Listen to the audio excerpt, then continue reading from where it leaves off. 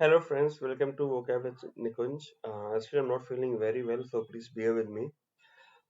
So आज का editorial ये है endless delay on the conduct of governance and legislative agenda. ठीक है कि ऐसा डिले है जो endless है. डिले नाउन है यहाँ पे, endless एडजेक्टिव है. ठीक है कि गवर्नेंस का जो कंडक्ट रह रहा है, चाल चलन है गवर्नेंस का, और लेजिस्लेटिव एजेंडा कैसे उससे प्रभावित हो रहा है. लेजिस्लेटिव एजेंडा क्या होता है कि जो भी काम करती है सरकारी ना स्टेट गवर्नमेंट, वो लेजिस्लेचर के अंदर आता है. स्टेट गवर्नमेंट हो गई, सेंट्रल गवर्नमेंट हो गया. ठीक है. तो ये कह रहे हैं फर्दर कि constitution functions should not be held hostage. Constitution functions जो हैं उनको आप बंधक बना के नहीं रह सकते. ठीक है. तो टू पर्सनल डिफरेंसेस की वजह से कॉन्स्टिट्यूशन फंक्शंस जो आपके हैं, एक गवर्नर का क्या फंक्शन होता है कि स्टेट गवर्नमेंट कुछ भी डॉक्यूमेंट उनको भेजे, कोई भी बिल प्रपोजल कुछ भेजे, उसको अप्रूव करके कंसिडर करें, अप्रूव करें, वापस करें या फिर रिजेक्ट करें, या फिर प्रेसिडेंट के बाद रिकंसिडरेशन के लिए भेजें. लेकिन पर्सनल डिफरेंसेस की वजह से उनको बंधक बना के नहीं रखना चाहिए, ये कहना है. ठीक है. आई होप मेरी आवाज थोड़ी क्लियर होगी. प्लीज आज हेडफोन पहन लीजिएगा, मेरी आवाज थोड़ी धीमी निकल रही है आज. ठीक है. The frequency with which the conduct and inaction of governors comes up for judicial scrutiny reflects poorly on the state of relations between incumbents in Raj Bhavan and their respective chief ministers. जिस तेजी से, जिस frequency का मतलब आवृत्ति होता है हिंदी में, जितनी तेजी से चीजें होती हैं एक के बाद एक, तो जितनी जल्दी जल्दी जो कंडक्ट जो गवर्नर का है, ठीक है, वो जुडिशियल स्क्रूटनी के लिए आ रहा है. ठीक है. जुडिशियल स्क्रूटनी मतलब जुडिशियल ऑब्जर्वेशन के लिए कि अब सुप्रीम कोर्ट के जजेस डिसाइड करेंगे कि सुप्रीम कोर्ट जजेस डिसाइड करेंगे कि गवर्नर का जो कंडक्ट है या इनएक्शन है वो ठीक है कि नहीं है. इतनी जल्दी जल्दी, इतनी एक के बाद एक आ रहा है, ये बहुत गलत लाइट में दिखाता है. ठीक है. किसको? जो इनकम्बेंट्स हैं राजभवन के इनकम्बेंट मतलब कि जो इस समय ऑफिस होल्ड कर रहे हैं, राइट, उनको, और जो उनके चीफ मिनिस्टर, उस स्टेट के रिस्पेक्टिव चीफ मिनिस्टर्स हैं, उनके रिलेशंस को बहुत अच्छी लाइट में नहीं दिखाता है. ठीक है. Next we have got is a phrasal verb, dispose of का मतलब होता है किसी चीज को सेटल करना, या वेस्ट को डिस्पोज ऑफ कर देना, मतलब वेस्ट को अपने ठिकाने लगा देना, इस तरह से. तो ये कह रहे हैं कि recently the apex court disposed of a petition from the Punjab government that is aggrieved by an alleged delay in the governor summoning in the assembly. अभी हाल ही में, मतलब अभी रिसेंटली, जो सुप्रीम कोर्ट है उसने सेटल किया एक पिटिशन को. वो पिटिशन किसकी तरफ से था? पंजाब गवर्नमेंट की तरफ से था, जो कि गुस्सा थी. ठीक है. क्यों गुस्सा थी? क्योंकि ऐसा आरोप लगाया गया था, एलीग्ड, एग्रीव्ड, एलीग्ड, क्योंकि ऐसा आरोप लगाया गया था. एलीग्ड मतलब होता है कि आरोप लगाना बिना प्रूफ के, कि एक डिले है जब गवर्नर असेंबली को सम्मन कर रहे हैं उसमें. ठीक है. तो ये था. उसके बाद जो नेक्स्ट है, ईडियम है, एट द थ्रेशोल्ड. इसका मतलब होता है कि किसी चीज की शुरुआत में. ठीक है. तो अब अगर हम पहले के समय में देखें, 2014 से पहले टिपिकली, तो अगर कोई कोई पिटीशन रखता था सुप्रीम कोर्ट में या हाई कोर्ट में कि गवर्नर को क्वेश्चन करने वाला, या फिर उनका इनएक्शन कॉन्स्टिट्यूशन मैटर्स में, तो वो उसी समय स्वीकार नहीं किया जाता, रिजेक्ट कर दिया जाता, राइट. लेकिन आज के करके सालों में क्या हो रहा है कि गवर्नर कुछ ज्यादा ही बिहेव कर रहे हैं कि वो सेंट्रल गवर्नमेंट से मिले हुए हैं. ठीक है. और इसलिए स्टेट गवर्नमेंट के अपोजिट काम कर रहे हैं. ठीक है. एट द थ्रेशोल्ड का मतलब समझ में आ गया, याद रहेगा. एट द थ्रेशोल्ड मतलब किसी चीज की शुरुआत में ही. ठीक है. गुबर्नेटोरियल नेक्स्ट वर्ड है, इसका मतलब होता है, एक एडजेक्टिव है, किसी भी चीज related to a government, governor, sorry, not government.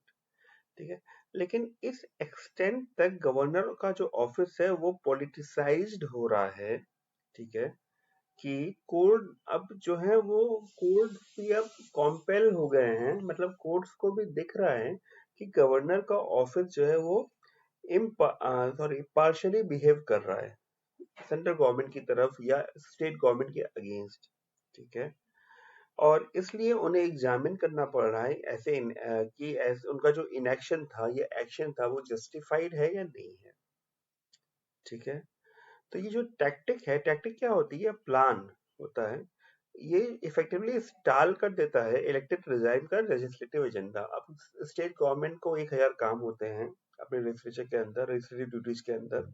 उन्हें ये कराना है, वो कराना है, हर चीज का प्रपोजल वो भेजते हैं। अब गवर्नर सब पे ही चुप्पी साध के बैठ जाए तो फिर स्टॉल हो जाएगा, राइट? स्टॉल का मतलब होता है ये भी कि कोई एक मेले में स्टॉल लगा हुआ है। यहाँ पे ऐसा वर्ड यूज हुआ है, इसका मतलब होता है डिले करना, जानबूझ के डिले करना। तो इस योजना के हिसाब से जो इलेक्टेड रिजाइम है, स्टेट गवर्नमेंट है, उनका जो काम है वो रुक जाएगा, right? Next word we have got is acute. Acute का मतलब यहाँ पे एक्यूट एंगल तो आप लोगों ने पढ़ा होगा मैथ्स में, जिसका एंगल 60 से कम होता है, 60 डिग्री से। लेकिन यहाँ पे क्रिटिकल इंपॉर्टेंस और कॉन्सिक्वेंस का है, ठीक है, कि बहुत ज्यादा महत्वपूर्ण और जिसके दुष्परिणाम या परिणाम हो आ सकते हो। तो जो कॉन्फ्लिक्ट है राजभवन का और चीफ मिनिस्टर का ऑफिस का, जिसको सेवरल स्टेट में देखा गया है, वो बहुत ज्यादा इम्पोर्टेंट है तेलंगाना में। ठीक है। वहां पे क्या हुआ है कि डॉक्टर सौंदरा राजन सौंदर राजन ने आरोप लगाया है कि उन्हें बॉयकॉट किया जा रहा है। बॉयकॉट का मतलब होता है कि यू नो उनके साथ बिजनेस, उनके साथ बातचीत नहीं की जा रही है, उन्हें अनदेखा किया जा रहा है, ये मतलब होता है। ठीक है। वहाँ के चीफ मिनिस्टर के द्वारा उनकी क्वेरीज को आंसर नहीं किया जा रहा है। ठीक है। तो ये है।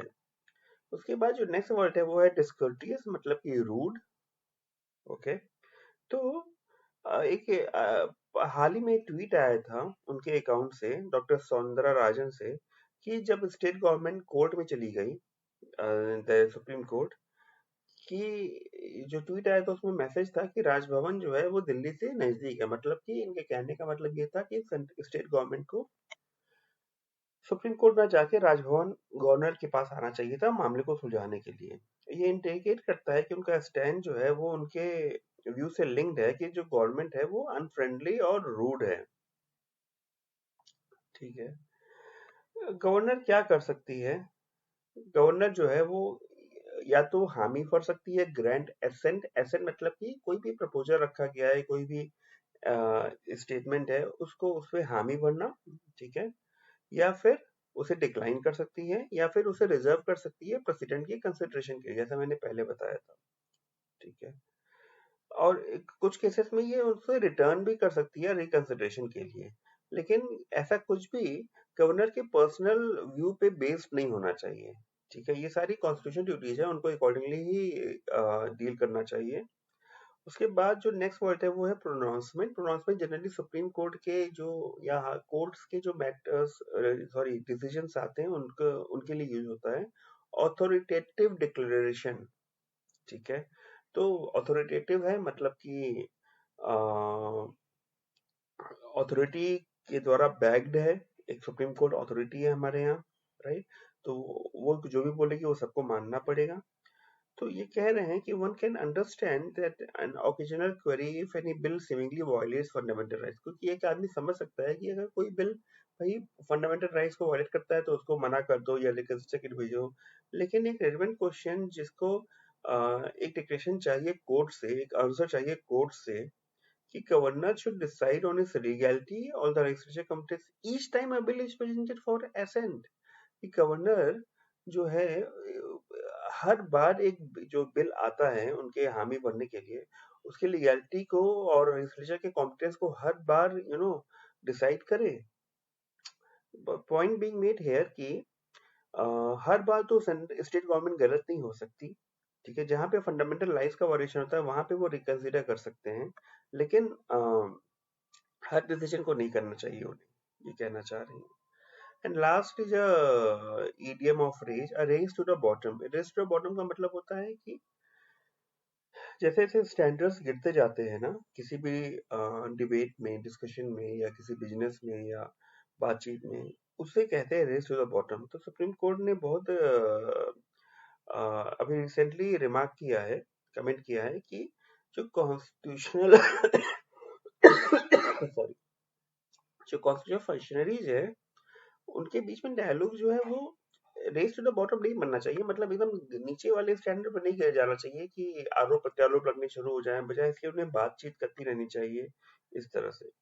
और लास्टली ये कह रहे हैं constitutional function should not be held hostage to political and personal differences. जो पॉलिटिकल और पर्सनल डिफरेंसेस होते हैं उनको उनकी वजह से जो कॉन्स्टिट्यूशनल फंक्शंस हैं उन्हें बंधक नहीं बनना चाहिए, बंधक नहीं बनाया जाना चाहिए। तो ये था आज का सेशन। Forgive me for my low voice and yeah thank you for watching. Hopefully आपको बहुत सारे वर्ड मिले होंगे। अगर ऐसे ही अपनी वोकैबुलरी बढ़ाना चाहते हैं तो यहाँ के सब्सक्राइब कर सकते हैं। चलिए, thank you for watching, bye bye.